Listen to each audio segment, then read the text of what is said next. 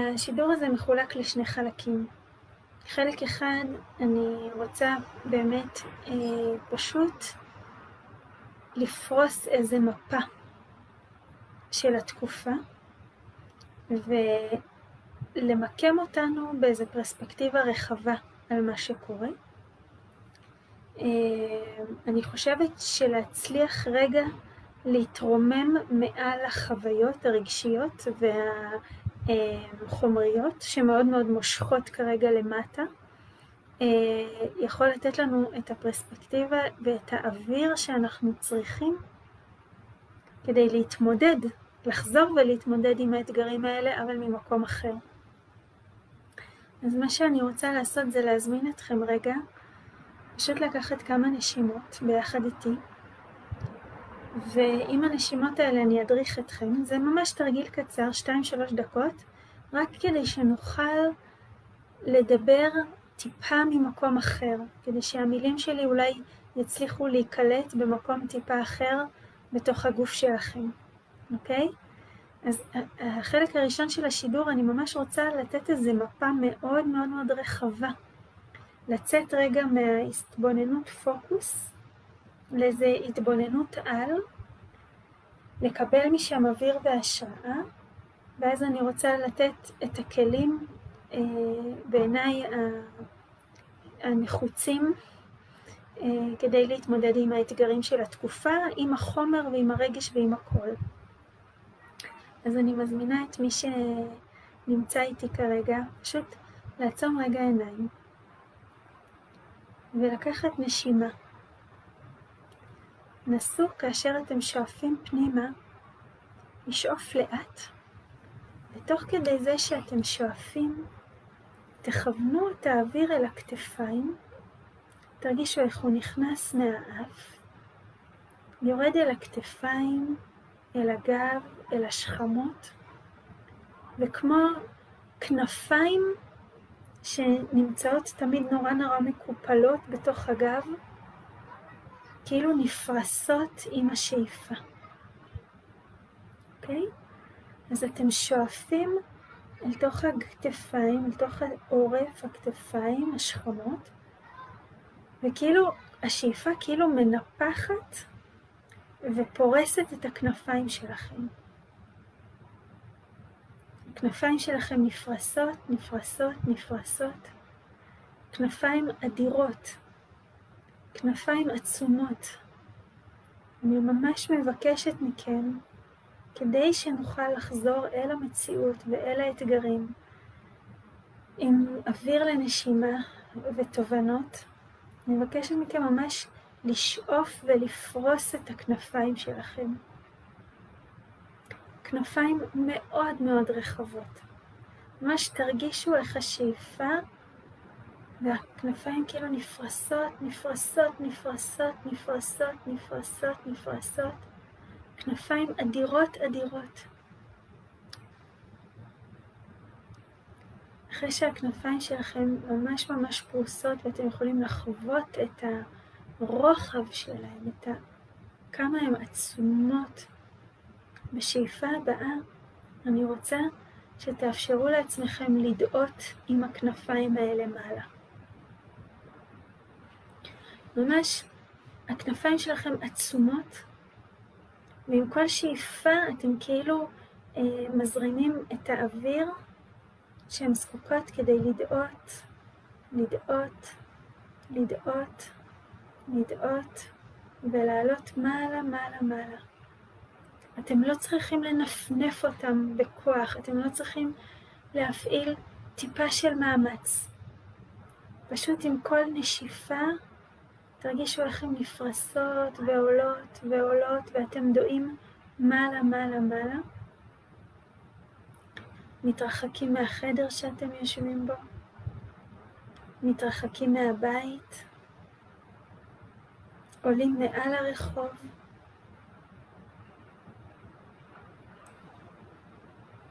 מעל העיר או הכפר,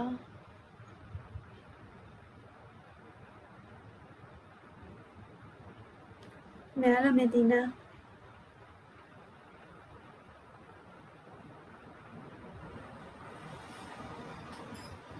מעל היבשת.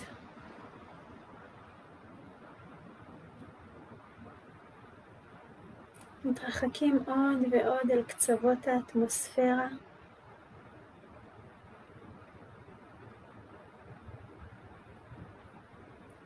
אל מעבר לאטמוספירה.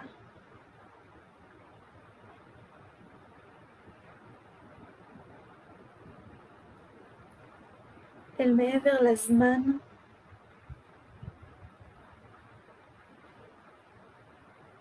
אל מעבר למרחב.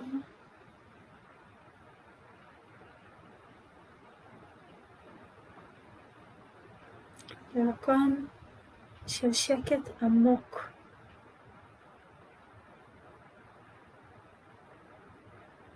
הכנפיים שלכם ממש נושאות אתכם. אין לכם משקל, אין כוח כבידה. מהמקום הזה, שהוא מעבר למרחב, והוא מעבר לזמן, במקום הזה שאין לכם בו משקל, ואין כוח משיכה. במקום הזה שאתם פשוט יכולים להיות, בלי שמשהו צריך לשאת אתכם, ובלי שאתם צריכים לשאת את עצמכם. מהמקום הזה, אני רוצה רגע שתקשיבו. אנחנו נחזור חזרה עוד מעט. אבל אחד הדברים שהתקופה הזאת מייצרת, ותקופות של קושי ומשבר מייצרים, זה היצמדות מאוד מאוד מאוד חזקה לפרטים. החוסר ודאות שאנחנו חווים בתקופות של שינוי, גורם לנו להאחז ולהיצמד כמה שאפשר למה שאפשר. וכשהכל זז ומשתנה ואנחנו נצמדים, נוצרת חוויה של מאבק. אז אני ממש מבקשת רגע שננסה להתגבר על כוח המשקל של השינוי והמשבר והקושי והאתגרים, השליטה, הפחד, האלימות, החוסר ודאות. כל הדברים האלה הם כמו מגנט שממש ממש מושך אותנו. אבל אני רוצה רגע שנשאר עם הכנפיים שלנו פרוסות במרחב שהוא מעבר לזמן, במקום שהוא מעבר לזמן ולמרחב, ורגע נקבל פרספקטיבה. אם אנחנו נסתכל בזכוכית מגדלת על כל תא, או חופן חול, או חופן אפר, או גרגר אפר, אנחנו נראה עולם שלם מתקיים בתוכו. כשאנחנו מסתכלים מאוד מאוד מקרוב, כל דבר יכול להיראות מאוד מאוד קריטי. ואנחנו חיים בתקופה שקורים בה דברים מאוד מאוד מאוד קריטיים. אבל אנחנו לפעמים צריכים רגע לפרוס את הכנפיים שלנו, ולדעות אל מעבר לפרטים, אל מעבר ליום-יום. זה נוגד את כל האינסטינקטים של ההישרדות שלנו. ההישרדות אומרת, תפקחו עיניים, תפקחו אוזניים, ואל תיתנו לשום דבר לזוז בלי הפיקוח שלכם. כן, אם אתם ביער, יש מלא דברים שקורים בחושך, אתם מחדדים את החושים כדי להיזהר מפני סכנה, כדי להיות מוכנים. זה מאוד מאוד מעייף, ולאורך זמן מתיש ושוחק. וכן, אנחנו בתקופה סוערת, שמאתגרת את מערכת העצבים שלנו בצורה קשוחה, ואת מערכות הרגש שלנו. והיא כאילו זועקת לנו, תתבוננו, תראו מה קורה, תהיו ערניים ובצדק. יש אנשים שבפעם הראשונה בחיים שלהם עכשיו באמת ערים. הם חייבים להיות ערים, כי החלום של המציאות שהם רגילים לחלום, הוא התפוגג. כל בוקר אנחנו מתעוררים לאותו חלום, שאנחנו קוראים לו מציאות, ואנחנו יודעים מה קורה בה, פחות או יותר. ועכשיו רבים מאיתנו מתעוררים בבוקר, אנחנו לא יודעים למה נקום. אז אנחנו בעצם מתעוררים למשהו אחר. אנחנו חייבים להישאר ערים. זה לא מספיק להתעורר ולהגיד, הנה חזרתי למציאות ולשגרה שלי, אני יודע מה אני עושה היום. אנחנו מתעוררים ואנחנו צריכים ללמוד משהו חדש. וזה מאוד מאוד מאוד מעייף. אבל זה לא דבר רע. זה ממש להתעורר. ובעירות הזאת אנחנו יכולים להתחיל להרגיש עודף רגישות, וכאילו העצבים שלנו מרוטים מרוב מתח, כי אנחנו כל הזמן בהקשבה לכל הקולות החדשים. וזה בסדר, אבל אנחנו גם צריכים לדעת לקחת פרספקטיבה. ולנתק את החיבור שאנחנו יוצרים בין עירות לבין חרדה. אנחנו מחברים עירות כמצב כוננות, שהאי ודאי מסתובב סביבנו, ואנחנו צריכים להיות בהיכון. מה שאנחנו רוצים לעשות בתקופה הזאת, כדי לא לשחוק את הנפש שלנו, זה לשמור על עירות, אבל לא להיכנס לחרדה. לשמור על עירות, אבל לא להיכנס לשליטה ולא להישאב לכל פרט ופרט. אנחנו חייבים לפתוח מנעד של פרספקטיבה, כדי לקבל אוויר וכדי לקבל את המודעות החדשה, כדי שאיתה נוכל לרדת אחר כך חזרה לפרטים. אנחנו מתעוררים לחלום חדש, למציאות חדשה, למשהו חדש. עכשיו, אם אנחנו נחבר עירות להישרדות, הולך להיות לנו מאוד מאוד קשה ברמה היומיומית. אבל אם אנחנו נבין שאנחנו התעוררנו למשהו חדש, שלא פועל בצורה הרגילה, אבל נדע לקחת פרספקטיבה וללמוד שפה חדשה, היא תעזור לנו להתמודד עם המצב החדש שלא דרך הפרדיגמה של ההישרדות.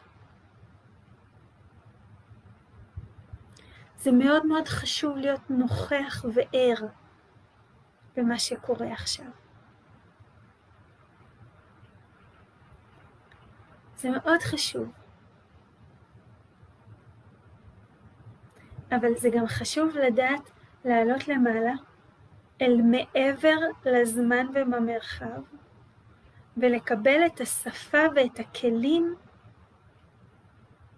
שאיתם אנחנו יכולים להתמודד אל תוך הפרטים.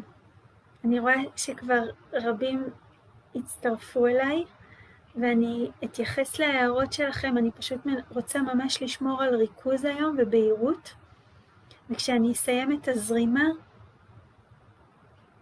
אני אתייחס לכל שאלה שאתם מעלים. התדר שאני רוצה להביא לכם היום הוא רחב, ויש פה המון המון אנרגיה. אז אני ממש ממש צריכה להישאר בריכוז לזה.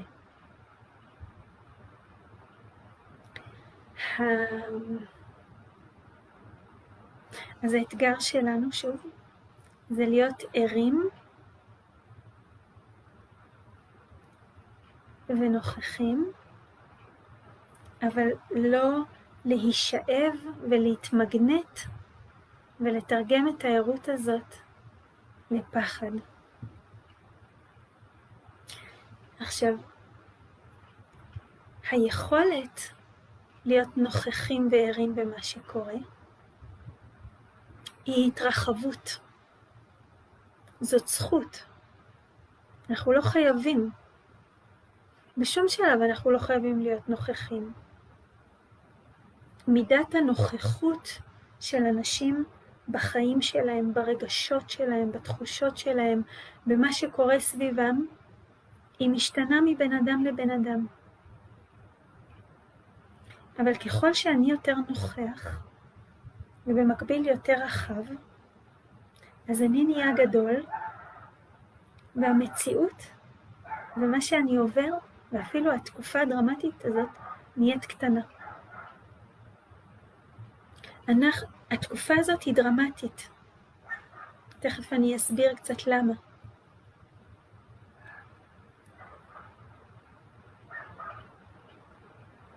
התקופה הזאת היא גדולה, אבל אנחנו יותר גדולים ממנה. אנחנו יותר רחבים ממנה. אפשר להתכווץ ולהיות בחרדה, ואז אנחנו במין שיתוק כזה מול משהו שהוא נורא נורא גדול, והפחד משתלט, ואז אנחנו נכנסים למאבק עם המציאות, ועם השיקופים שלה, ועם האלימות שלה. אפשר להיות נוכחים ולנשום לתוך זה, ואז גם אפשר להניח לזה כמו גל לעבור, אבל אפשר גם ללמוד מהגל הזה. עכשיו, שום דבר הוא לא חובה. אני בן אדם שאוהב להיות נוכח במה שקורה כדי ללמוד את זה, כדי להתרחב לתוך זה, כדי להשתנות עם זה.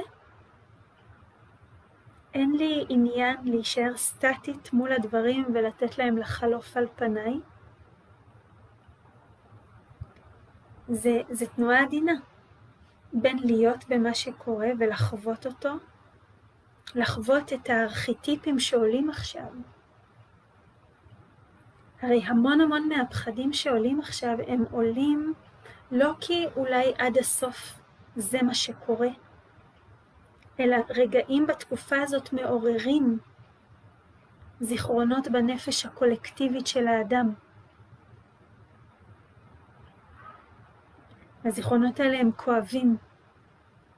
עכשיו, כדי שאני אוכל להתפתח, אני צריכה להכיר בנפש הקולקטיבית הזאת, אני צריכה להיות נוכחת, לא להדחיק אותה ולא להגיד זה לא קיים, ולא לחכות שזה יעבור מעליי, לאפשר לזה לחולל בתוכי משהו, ולזכור שאני רחבה מזה, ואז להיות חופשייה מזה.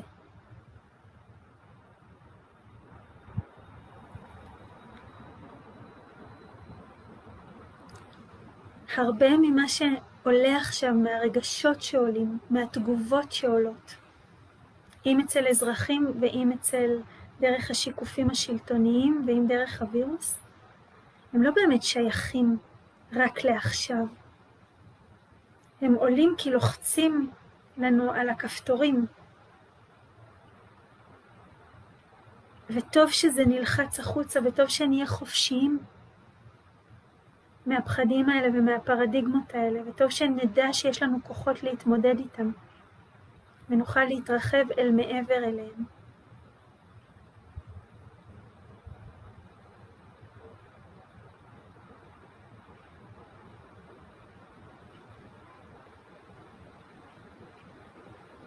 אנחנו הרבה יותר גדולים מהמציאות שלנו, ומהפרטים שמרכיבים אותה, אבל אנחנו גם הפרטים.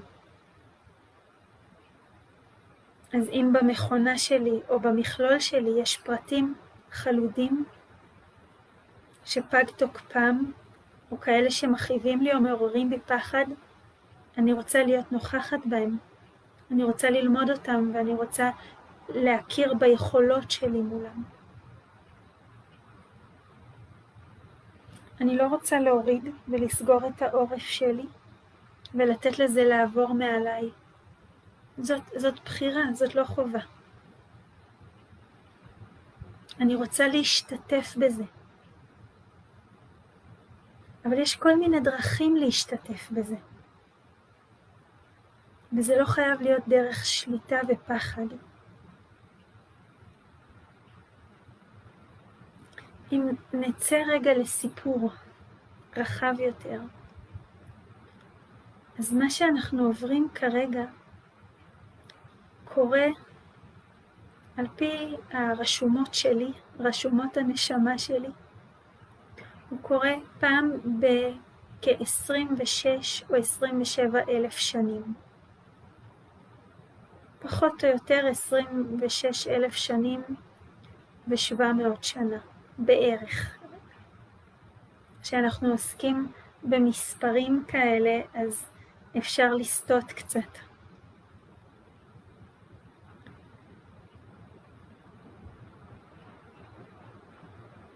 לפי הרשומות שלי, אנחנו עוברים את זה עכשיו, האנושות עוברת את זה. זה לא בדיוק האנושות, כי הדבר הזה שאנחנו קוראים לו היום בני אדם ואנשים, היו לו כל מיני צורות ב-125 אלף שנים האחרונות. זה לא תמיד נראה ככה.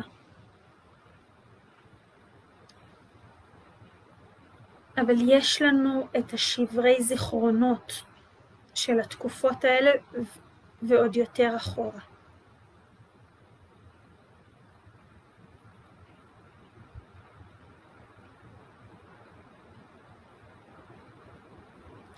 בדרך כלל, כשיש מעין גל או רעידת אדמה כזאת, שינוי פרדיגמה שהוא מאוד מאוד עמוק, יש שינוי באוכלוסיית יושבי כדור הארץ. זה מעצב מחדש את המין האנושי, את איך הוא נראה, את הגנטיקה שלו, אולי, אני לא רוצה להשתמש במונח מדעי שאולי הוא לא מדויק. לפעמים יש הכחדה של זן מסוים, שלא מצליח להסתגל. זה לא בדיוק הכחדה, כי מה שהמוח או הנפש לא מצליחים לאבד, ואז נוצר קט בזהות. אתם מוזמנים לחזור לשיעור על המוות שנתתי לפני חודשיים-3. האנרגיה חוזרת אל הפלנטה.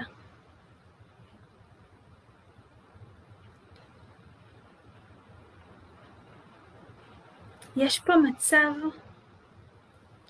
שבו לא נדרש מוות, כמו שאנחנו רגילים לחשוב על מוות. לא נדרש פה מוות המונים. זה שינוי שיכול לעבור באהבה. יש פה היום בעולם מספיק נשמות חזקות, בעלות ניסיון רב בטרנספורמציות האלה של ה-26 אלף שנים, שהתדר שלהם והגמישות שלהם מספיק חזקים. זה לא בדיוק חזקים, זה יותר גמישים, שהמבנה שלהם מספיק גמיש כדי להכיל את השינוי הזה, בלי שצריך להיות איזה חורבן או מפלה או אסון או קטסטרופה.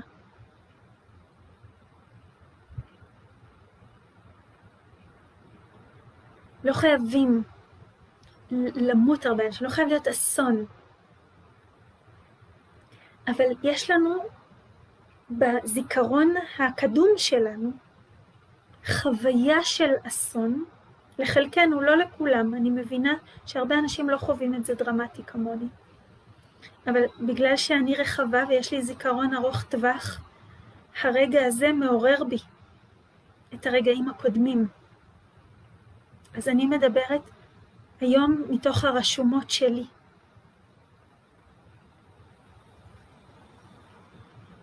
יש לנו את הזיכרונות האלה. יש לנו זיכרונות על תקופות אפלות ועל קושי. ולכן גם אם הווירוס הזה מגיע בצורה הומאופתית, יחסית למגפות, הוא מעורר תיבת תהודה דרמטית.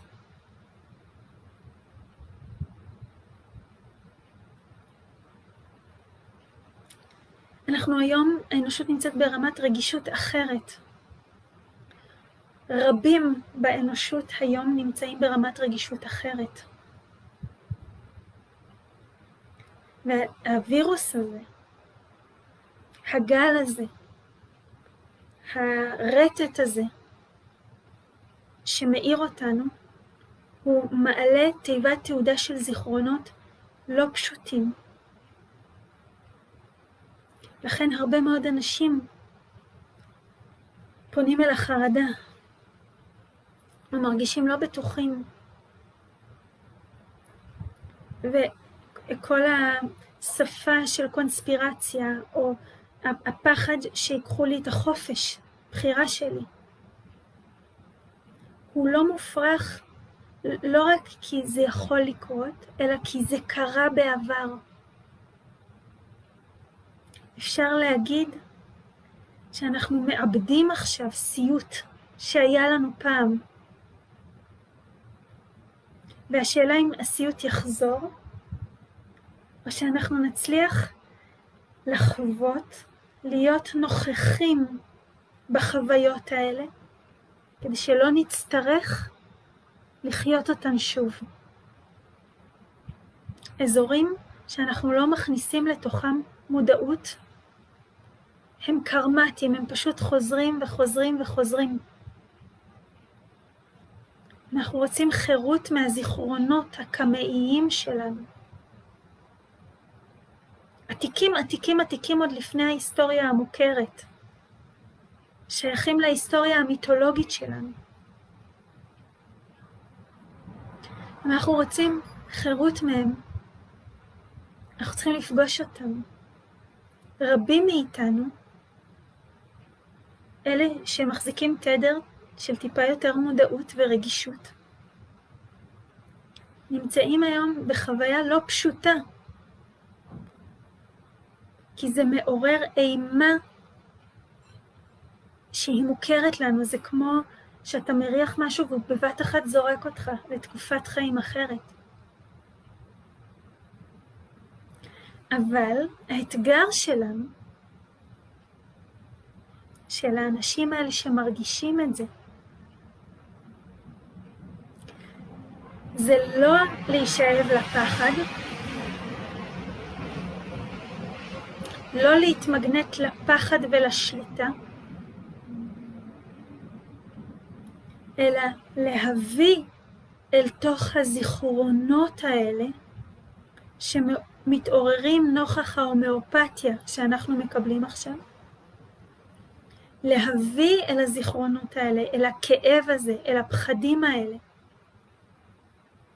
אהבה.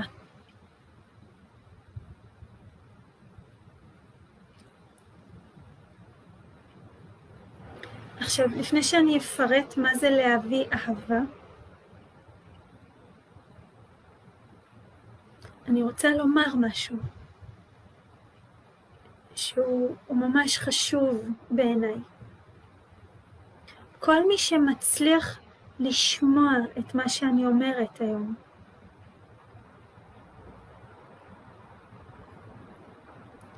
כל מי שמזדהה עם משהו ממה שאני אומרת היום,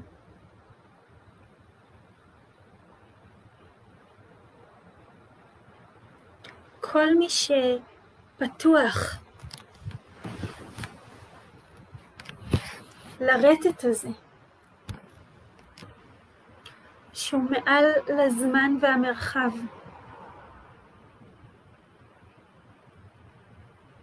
כל מי שיש לו טיפה מודעות ושייך לקבוצה של האנשים שמביאים ריפוי לפלנטה הזאת, ומנסים בכל כוחם במשך כל החיים שלהם להביא שפה אחרת, מודעות אחרת. כל האנשים שעוסקים בכל מיני תורות אזוטריות, שממש מאמינים שיכול להיות פה משהו אחר, שמבינים שיש אפשרויות אחרות לשפת הקונצנזוס. כל האנשים שחשים ומרגישים שיש משהו אחר, שיש אלטרנטיבה. זה התפקיד שלנו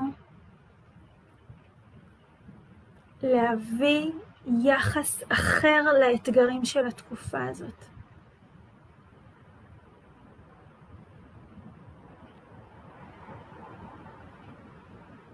זה מאוד מאוד מפתה להיכנס לשפה של המאבק, לשפה של האלימות. זה גם מאוד מאוד חשוב לשתף בדברים שקורים בעולם, במחדלים, ולהעיר אנשים כדי שיבינו שיש להם בחירה ואפשרות. אבל זה גם מאוד מאוד מאוד חשוב, אולי הכי חשוב בזמן הזה, שמי שמסוגל יביא אהבה.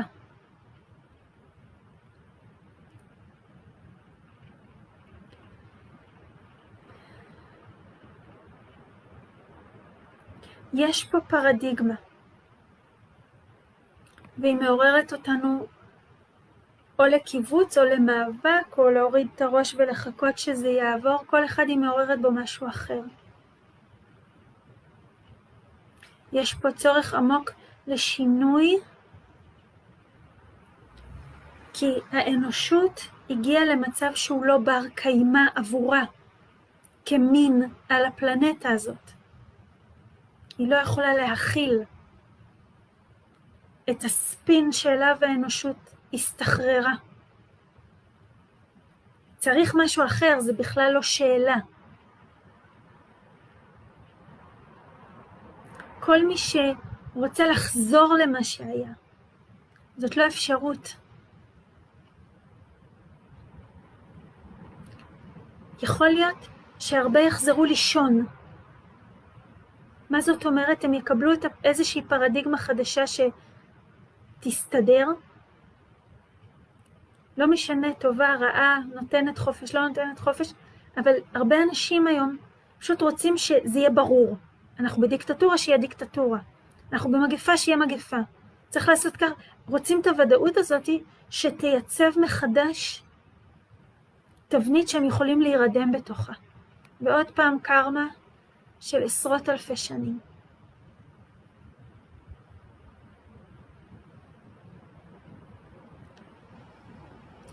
אני מאוד מקווה שאנחנו נצליח להחזיק את הערות לפחות לכמה עשרות שנים, ולייצב בתוך הפרדיגמה שהיא מיטיבה ומפתחת את המין האנושי. עכשיו, אף אחד לא מנחה את זה מלמעלה.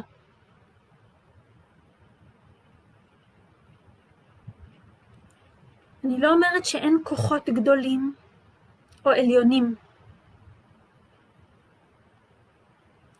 המודעות האחרת נמצאת שם. היא זמינה.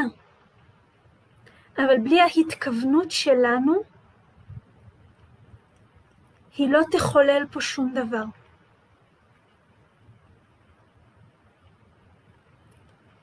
זה לא משנה, תקראו לזה אלוהים, מלאכים, אנרגיות, המימד החמישי, זה לא משנה איך תקראו לזה. יש כוחות שהם מעבר לעולם הזה.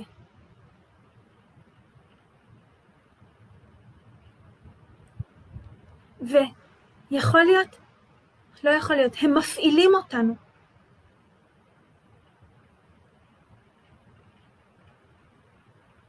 אבל כדי שכוח מיטיב, כשם שכוח לא מיטיב, יוכל לפעול בעולם הזה, הוא צריך לב להתיישב בתוכו.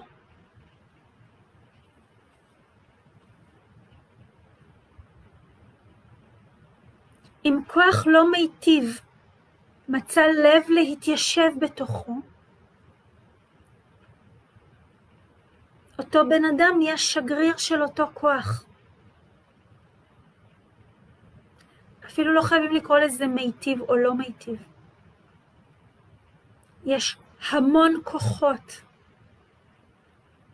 הם לא יכולים לפעול בעולם בלי שיהיה להם מקום בלב שלנו.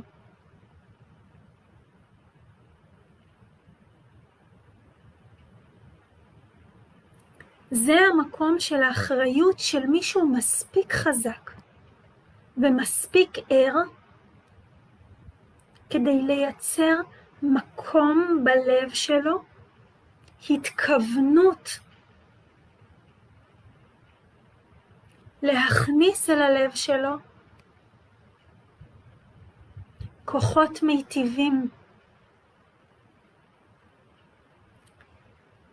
רוב האנשים לא יודעים בכלל שזאת אופציה.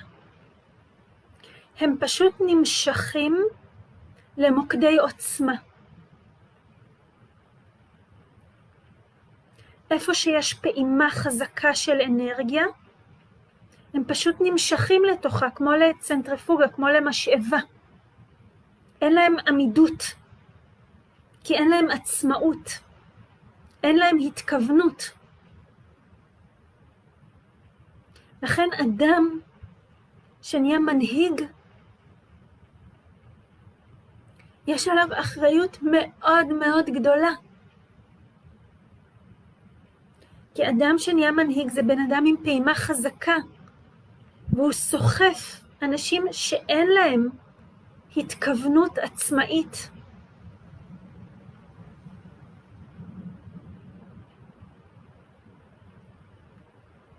עם כוח גדול מגיעה אחריות מאוד מאוד גדולה,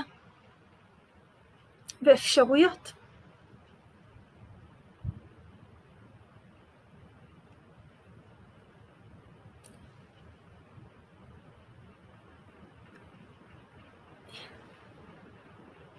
בהארי פוטר, הרבה מאלה שנשאבו אל וולדמורט, הכוח הלא מיטיב,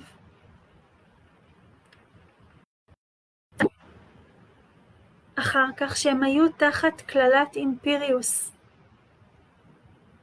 מה זה כללת אימפיריוס? שהם לא ידעו מי הם. שוולדמורט השתלט להם על התודעה, ולכן הם היו התומכים שלו.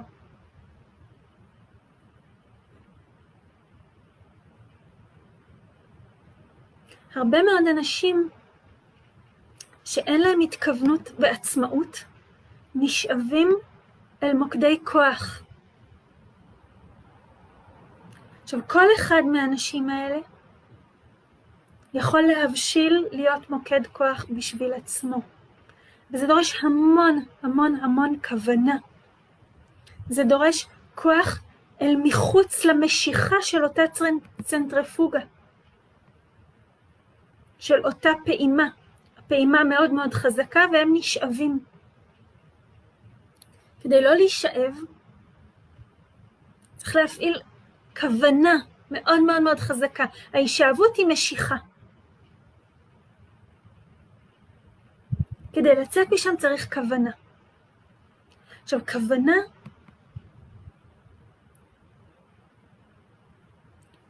היא בליגה אחרת מכוח. כשיש כוונה לא צריך הרבה כוח. צריך נחישות, צריך התמדה. אבל כשלבן אדם יש כוונה, גם הכוחות הגדולים ביותר, הם לא יצליחו לפעול עליו. הם לא יוכלו לקבל את האנרגיה שלו. אנחנו בתקופה שבה האנשים המודעים, אלה שיש להם כוונה, אלה שיש להם יכולות לתפוס טיפה דברים שהם מעבר ליום יום ומעבר להישרדות, האנשים האלה הם האלטרנטיבה. זה לא שכוח ירד מהשמיים ויעשה פה סדר, אבל כל בן אדם שמסוגל לפתוח את הלב שלו לכוח מיטיב, מחזק את הפעימה של הכוח המיטיב. וכל בן אדם היום שיכול, חייב לתפוס מנהיגות. כי פחד זה אחד הכוחות הכי מושכים. אם אנחנו לא רוצים למצוא את עצמנו בעולם של הישרדות, חייבים להיות פה מספיק אנשים שהכוונה שלהם היא אהבה. גוף הפחד בעולם כרגע משתולל, והוא תופס הרבה מאוד מעצומת לב, גם של האנשים עם הכוונה והיכולות. משום שהתקופה הזאת פותחת להם זיכרונות קרמטיים עתיקים.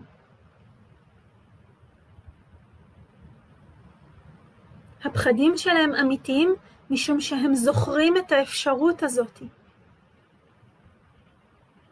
של שליטה ואובדן חירות. כדי שהזיכרונות האלה לא יתקיימו מחדש כקרמה וניכנס לתקופה קשה של הישרדות פה בעולם ואובדן החירות,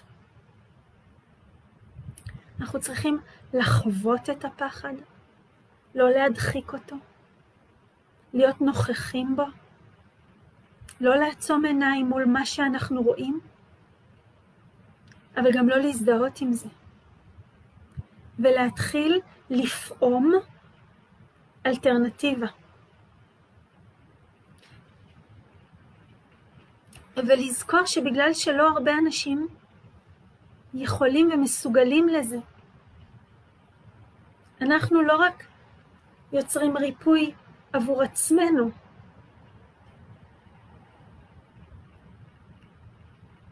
אנחנו יוצרים ריפוי עבור כל אלה שלא מסוגלים לעשות את זה. והפעימה שלנו תתחיל להביא אותם אל המחוזות שלנו.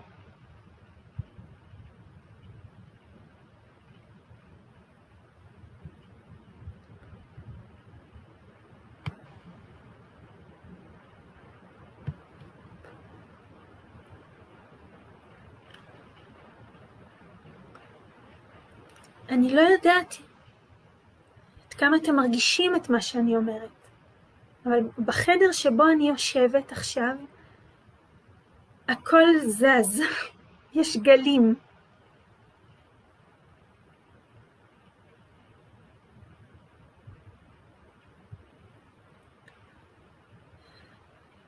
כל אחד יכול לבחור בתקופה הזאת. אם הוא נשאב לפחד, אם הוא רוצה לעצום עיניים ולתת לגל לעבור, אם הוא רוצה להיות נוכח. כל בחירה היא בסדר, אין פה שיפוט, כל אחד לפי מידת הנוכחות שהוא יכול להביא. אבל הדבר הזה שקורה פעם ב-26,000 שנה ובערך 700 שנה, הוא גם אפשרות. עכשיו הפרדיגמה תתחלף. זאת לא שאלה. אנחנו לא נחזור אחורה. זה לא יחזור להיות מה שזה היה. יכול להיות שנרדם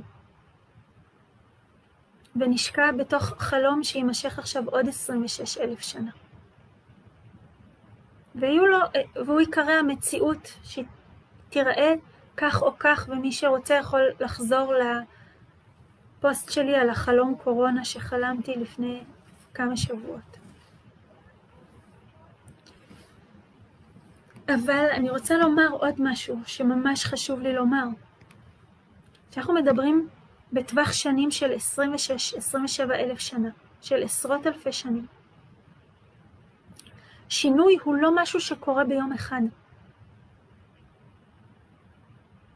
הגל הזה, הרטט הזה, הוא יכול להיות איתנו משהו כמו 60-70 שנה. שבו הרבה כוחות ינסו למצוא מקום בלב שלנו. והם אלה שיצבעו את התדר והפרדיגמה של החלום הבא.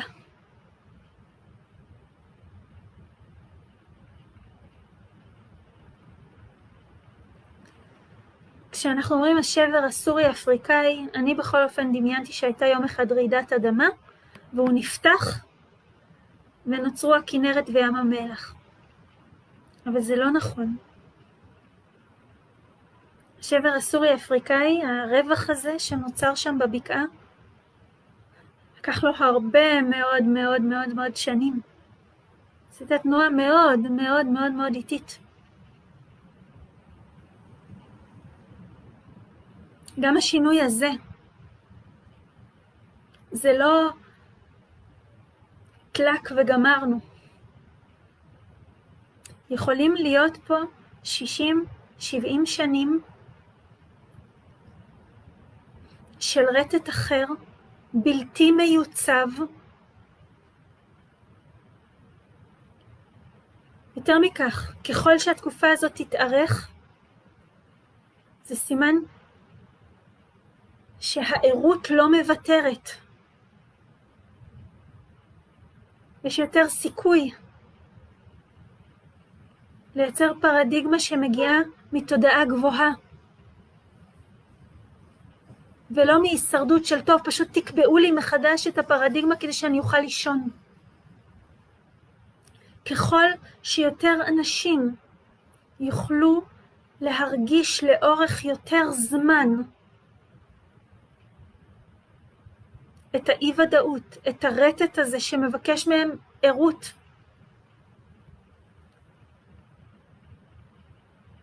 האפשרות לפרדיגמה מיטיבה, לרטט אחר, לשפה אחרת,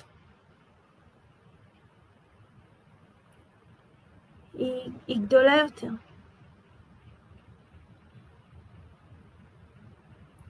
אני רוצה להתחיל לדבר עכשיו על הרטט הזה, ועל מה כל אחד שיש לו טיפה מודעות ורגישות ויכול להיות מנהיג, לא יודעת אם בדיוק מנהיג, פעימה חזקה שמתחילה לייצר מקום בלב לדבר הזה פה בעולם, איך להתחיל לעבוד עם זה. ותזכרו שכל בן אדם שעושה את זה, הוא לא עושה את זה רק בשביל עצמו.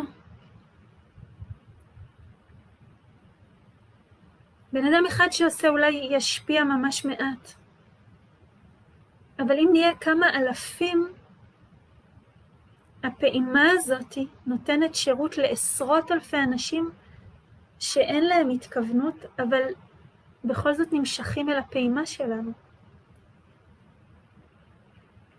הם לומדים אותה, והפעימה שלנו נהיית יותר גדולה. ואולי אפילו יש לה סיכוי מול הפעימה של ההישרדות.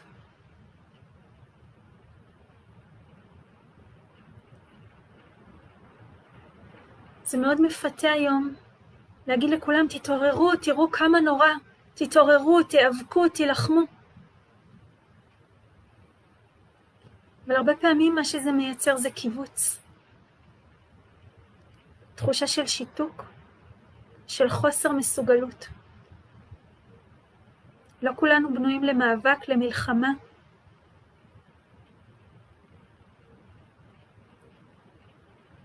ולכן הייתי רוצה לראות עוד אנשים מהסוג שלי, מהסוג שלכם, שיש להם את הרגישות ואת ההתכוונות ואת הכמיהה לראות פה משהו אחר. לא רק משתפים בתתעוררו המפחיד, אלא בבואו המזמין.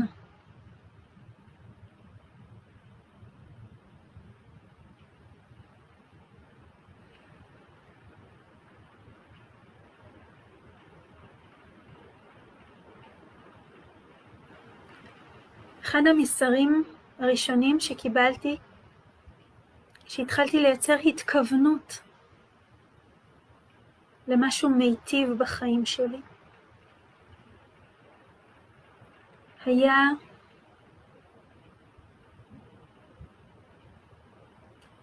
הוא היה באנגלית. היה המשפט הבא: Love God's us. Love God's us. האהבה מעליחה אותנו. אני בהתחלה חשבתי ששמעתי לא טוב, ושבגלל שאני דיסלקטית קצת, אז אני משבש את המילים, ומה שמנסים לומר לי, או מה שאני שומעת, זה God loves us, אלוהים אוהב אותנו. אבל גם כשניסיתי לתקן את זה בראש ולשמוע את זה נכון, זה לא עבד. המסר שחזר שוב ושוב זה love God's us. אלוהים הפך לפועל.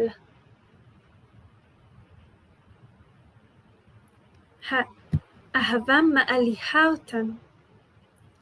האלוהות היא לא משהו שנמצא שם, שהוא כזה וכזה, אלא זה תכונות. ואנחנו יכולים לממש תכונות אלוהיות כשאנחנו בתדר של אהבה. כל ההתכוונות של המסר הזה, של ההבנה הזאת, הייתה שאני יכולה לממש ולחוות יכולות ותכונות אלוהיות אם אני בתדר של אהבה.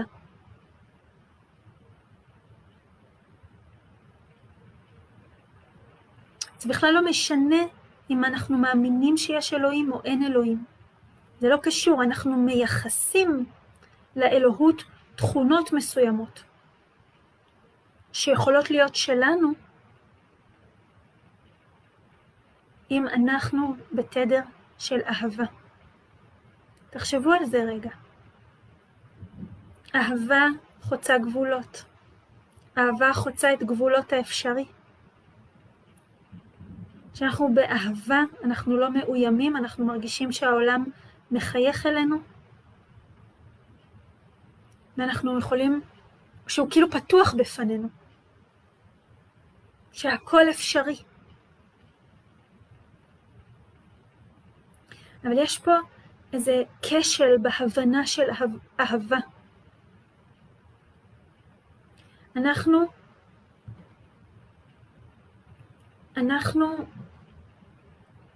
הרבה פעמים נצמדים למושא האהבה שלנו. זה יכול להיות שמישהו או משהו מעורר בנו אהבה ואנחנו אוהבים אותו. ואז נוצרת הצמדות והאחזות. והרבה פעמים זו בכלל לא אהבה אלא משיכה. שאנחנו קוראים לה אהבה. אני מדברת על אהבה כרטט, כתדר, שאנחנו מייצרים אותו בלי קשר למושא אהבה. יכול להיות שכדי שהיא תתעורר בי, אני אוהבת מישהו. הרטט אהבה שלי התעורר עם הלידה של הבת שלי. הוא היה קודם במוסיקה. מוסיקה גרמה לי לחוות אהבה. ואני זוכרת את אני אפילו לא יודעת להגיד, לא נתתי לזה שם, כי לא היה לי שפה לזה. אבל כשהיא רק נולדה, מצאתי את עצמי עושה מין מעגלי אהבה. וזה תרגיל שאני רוצה שנעשה אותו תכף. אני זוכרת שהיא הייתה קטנטונת, והייתי מרדימה אותה במיטה שלי. והייתי מדמיינת שהיא ואני בתוך בועה מוגנת. והייתי מרגישה את האהבה שלי אליה. ואז האהבה הייתי ממש מעצימה, הייתי מרגישה, היא הייתה פותחת לי את האהבה, הייתי מרגישה אותה, חושבת עליה, אוהבת אותה. אבל אז הייתי מעצימה את התחושה בצורה מאוד אינטואיטיבית, ולאט לאט מכניסה אל תוך גלי האהבה שלי עוד אנשים. בהתחלה בני משפחה, או אנשים שאני אוהבת. אבל לאט לאט הייתי מכניסה עוד ועוד אנשים. כאילו האהבה הייתה מתרחבת, הגלים היו מתרחבים, והייתי מכניסה את כל מי שגר ברחוב שלי. גרתי אז בשכונה ד' באר שבע, מקום מאוד ססגוני. ואחר כך הייתי מכניסה את כל האנשים בעיר שלי. תמיד הייתי מתחילה מאנשים שאני אוהבת, או מחוויות שאני אוהבת. אבל לאט לאט הייתי מכניסה אל תוך האהבה שלי גם אנשים שאני לא אוהבת. הייתי מכניסה אנשים שאני לא מכירה.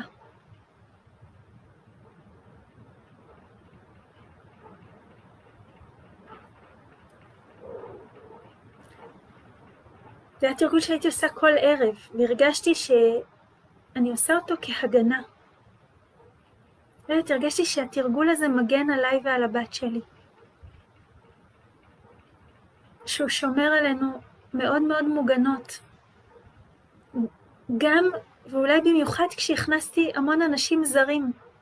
הכנסתי את כל האנשים של העיר שלי, אחר כך את כל האנשים בעולם ואת כל האנשים שבבתי כלא.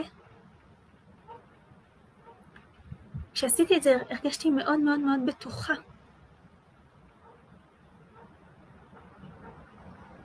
אולי בגלל זה היה לי כל כך קל, באמת קל וטבעי, כשגרתי ליד ראש הממשלה, להכניס אותו למעגל האהבה שלי.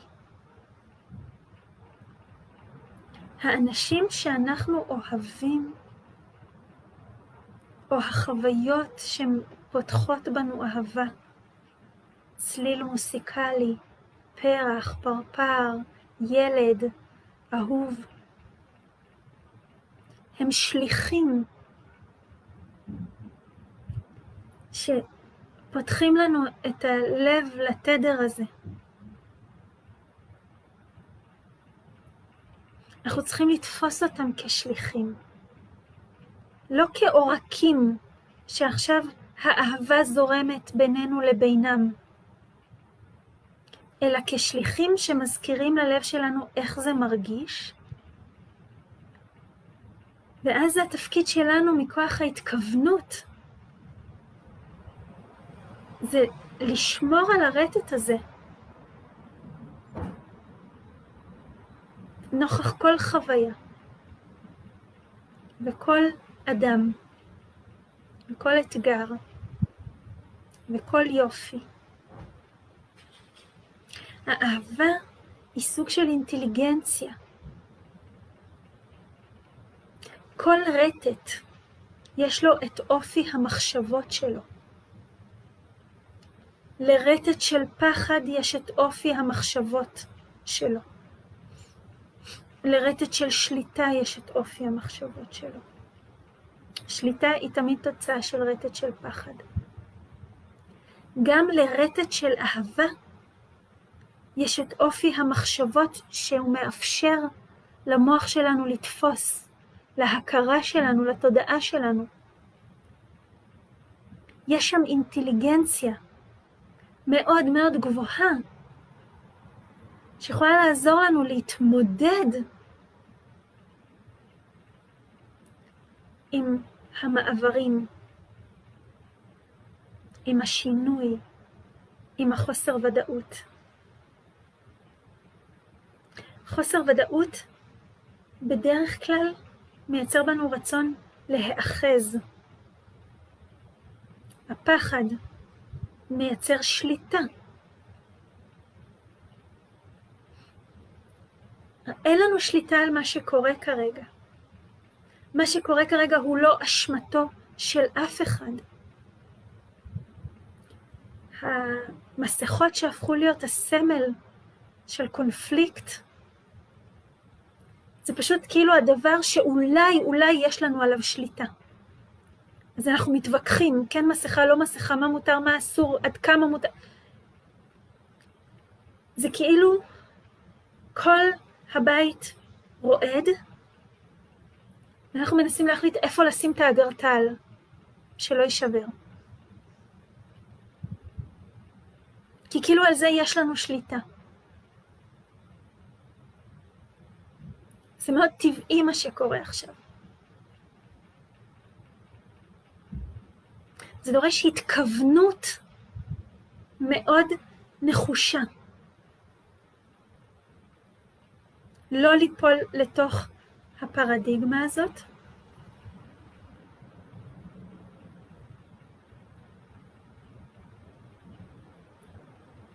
לייצר כוונה של רטט של אהבה. ואז יש מחשבות חדשות. ופתרונות אינטליגנטיים. לא גורפים. ולא כאלה שמייצרים מאבק. הפחד מקבץ, הכל נדחס, ברמות החיכוך בעולם של פחד מאוד מאוד גבוהות.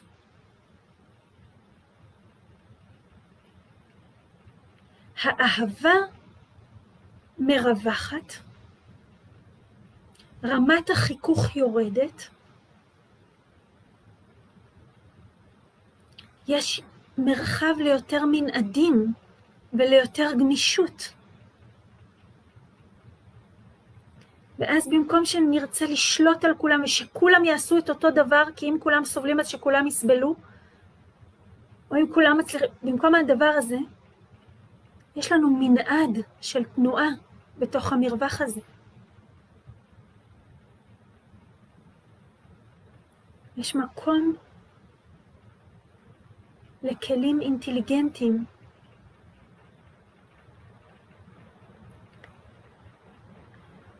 אני כבר קצת הערכתי, אבל אני רוצה לסיים בתרגיל. אני לא אמרתי הכל היום, ואני ממש מצטערת שלא התייחסתי לשאלות שלכם. כשאני אסיים את התרגיל, אני יכולה רגע, אני כאילו רואה שאתם איתי, וזה נותן לי התכוונות לדבר איתכם, אבל גם ממש היה לי חשוב היום, פשוט למסור משהו.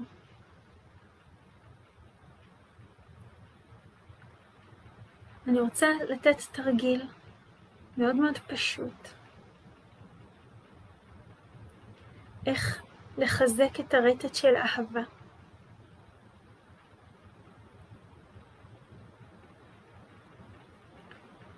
כדי שהאהבה הזאת תביא לכל אחד ואחת מכם אינטליגנציה, איך לפעול פה בעולם. דהינו עם הכנפיים בתחילת השיחה, והתרחקנו אל מעבר לזמן והמרחב, וזה חשוב לזכור. אנחנו מתקיימים על רצף עצום של מאות אלפי שנים ומיליונים. מאוד חשוב בתקופה הזאת, במקביל לנוכחות ולעירות, לא ללכת לאיבוד בראייה מיקרוסקופית.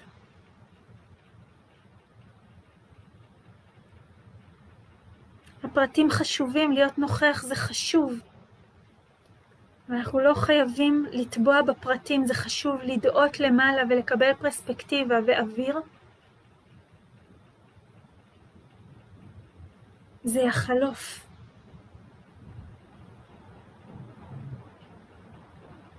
אנחנו נמות באיזשהו רגע. אנחנו לא חייבים לחיות את החיים שלנו בהיצמדות לפרטים. כדאי שנביא אוויר לנשימה, ונזכור את היחס בין נוכחות, ערות, פרספקטיבה, ולא יותר מדי הזדהות. ערות זאת לא הישרדות. נוכחות זה לא שליטה.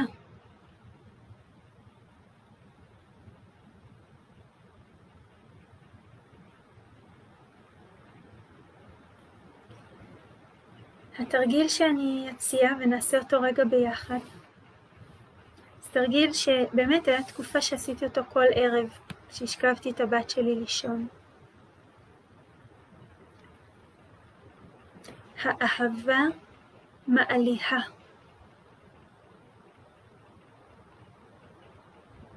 ישנם כוחות אלוהיים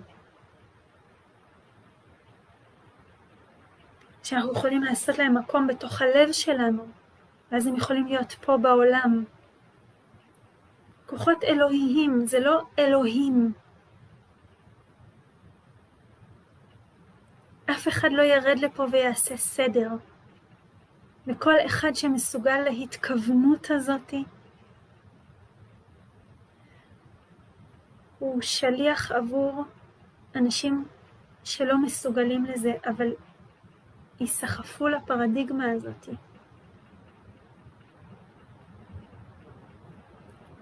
איך אנחנו פותחים את הרטט של האהבה? זאת דרך אחת. אני מזמינה את כולכם, אחרי שדאינו אי שם במרחקים עם כנפיים רחבות.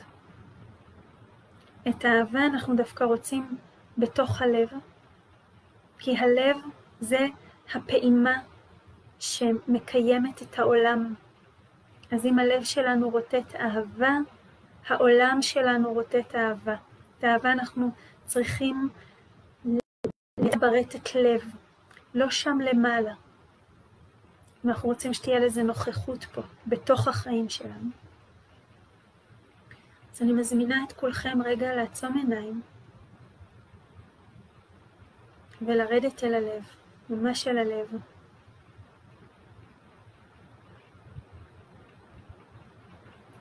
ממש תרכזו את הנוכחות שלכם בתוך הלב. אתם יכולים להניח יד אם זה עוזר לכם.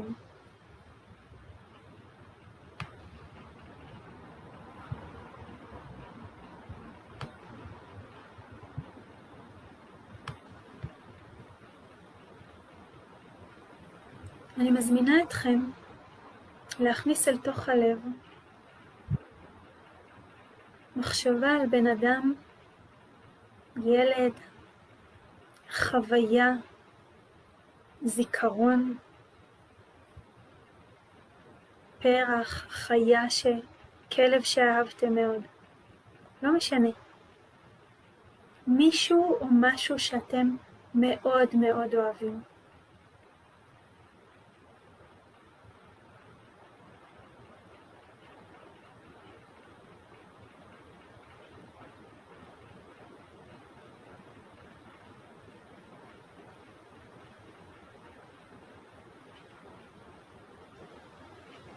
אני רוצה רגע שממש תתחברו למישהו הזה שאתם אוהבים ותאהבו אותו ממש. תרגישו את הפעימת לב שלכם מתרחבת באהבה הזאת שיש לכם. זה יכול להיות גם אהבה לאלוהים. זה לא משנה.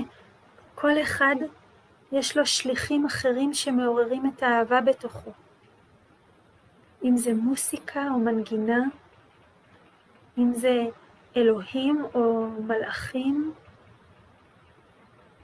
אם זה זיכרון, אם זה ילד.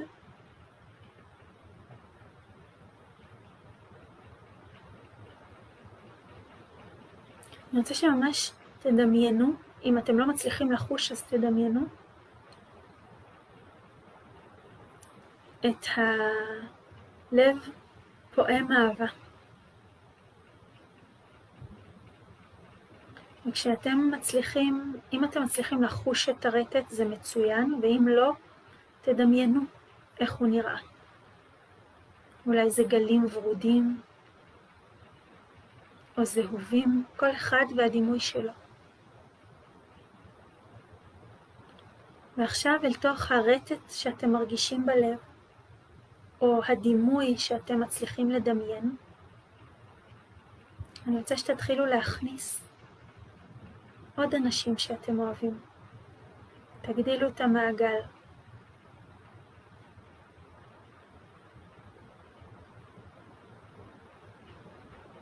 ותרגישו איך המעגל והפעימה של האהבה מתרחבת.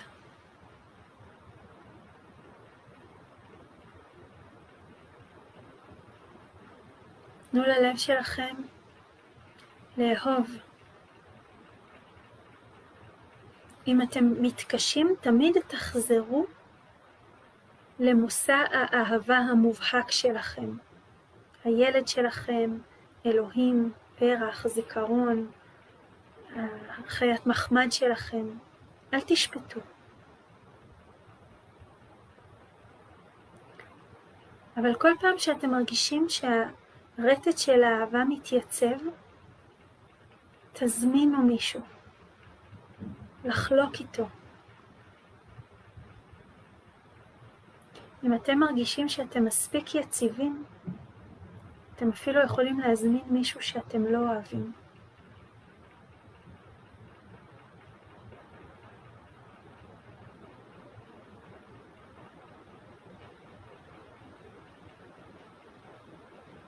אתם יכולים להזמין זיכרון כואב.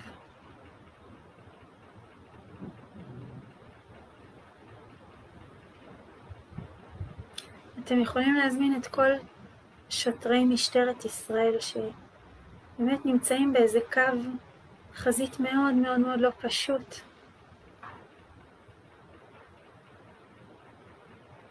ולנסות לחשוב מה אתם הייתם עושים אם הייתם נתקלים באלימות של שוטר לאזרח, אבל בתוך הרטט הזה של אהבה. תנסו עכשיו להביא ריפוי למקום הזה. אני מביאה בכוונה את הדוגמה הזאת כי השבוע הייתה מן הצפה לפחות לאנשים שקרובים לי, שחוו המון קושי מול התמונות האלה. ואני כל יום נכנסתי לרטט האהבה שלי,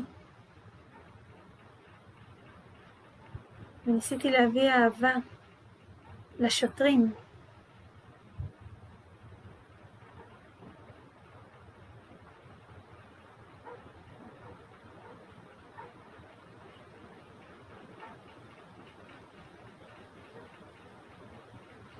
אהבה לאנשים ביישוב שלי, שחלקם נושאים דעות מאוד מאוד זרות לי.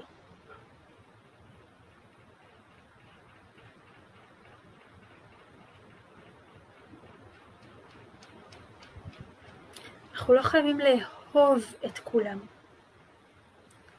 אנחנו רוצים לשאת את הרטט אהבה לכל מקום, כדי שכשאני פוגש בן אדם שאני לא אוהב, רטט האהבה ייתן לי אינטליגנציה חדשה להתמודד עם האתגרים שבמפגש הזה.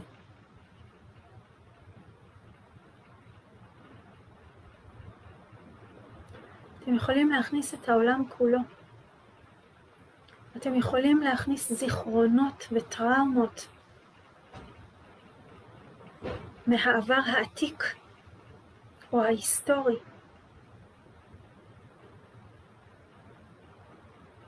בלי ריפוי של הנפש הקולקטיבית והטראומות שהיא עברה, אנחנו פשוט נרדם לאותו חלום עוד פעם. בגלל זה הנוכחות שלנו חשובה.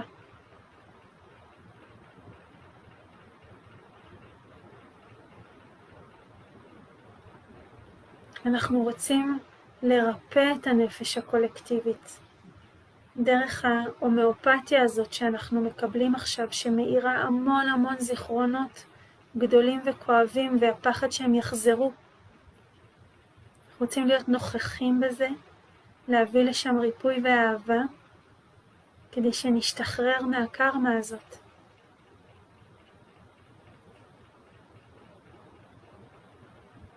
ולשאת רטט של אהבה אל תוך הזיכרונות האלה, אל תוך הפחדים האלה. זה ריפוי מאוד מאוד גדול גם ברמה האישית וגם ברמה הקולקטיבית. במקום שבו יש אהבה, אין פחד. במקום שבו יש פחד, אין אהבה. הם לא ממש, זה פשוט רטטים שהם לא מתקיימים באותו מרחב, באותו זמן.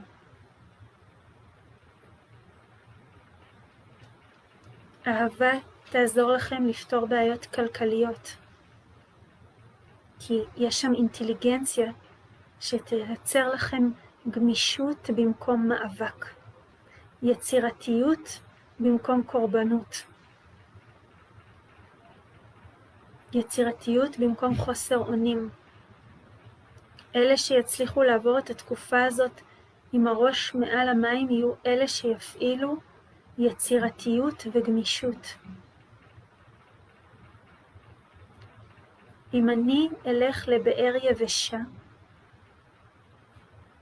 וישים בדלי, לא אקבל מים. זה נראה כמו באר, אמורים להיות במים, אני יכולה להוריד את הדלי 20 פעמים, אבל אם היא יבשה לא יהיו במים. ואני יכולה עכשיו לבלות את ה-20-30 שנים האלה מול הבאר היבשה, ולריב איתה, ולטבוע ממנה, ולדרוש ממנה. וזה לא אומר שהיא תצליח לתת לי מים. אבל יכול להיות שאם אני ארפה מהבאר, ואני אנוח רגע, אני אחלום חלום, בחלום אני אראה מעיין שדורש ממני יומיים של הליכה. אבל יהיו בו מים.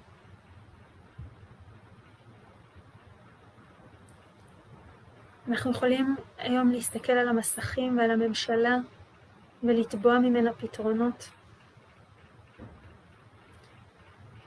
אבל הרטט של הממשלה והרמה מודעות שלה היא קצת דומה לבאר יבשה, שאפשר לצעוק עליה כי אמורים להיות במים, כי הפקדנו בה את המים שלנו.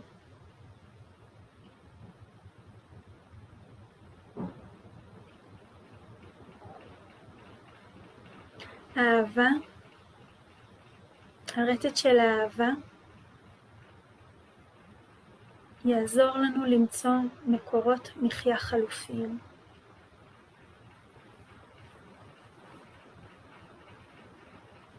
בפעימה חזקה חלופית אחרת תייצר גם בסופו של דבר ממשל אחר, אנושות אחרת, תרבות אחרת. ואנחנו חייבים את זה כי העולם, החלום הזה שנגמר, שאנחנו לא מצליחים להירדם אליו כל בוקר כשאנחנו קמים, החלום הזה לא בר קיימא. זאת תנועה שהפלנטה הזאת לא יכולה להכיל יותר. אם אנחנו לא רוצים להתרסק או לשרוד, אנחנו זקוקים לאינטליגנציה של אהבה.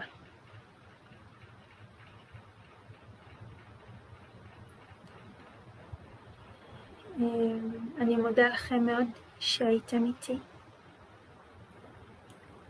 ואני מקווה שהשידור הזה פתח משהו בשבילכם.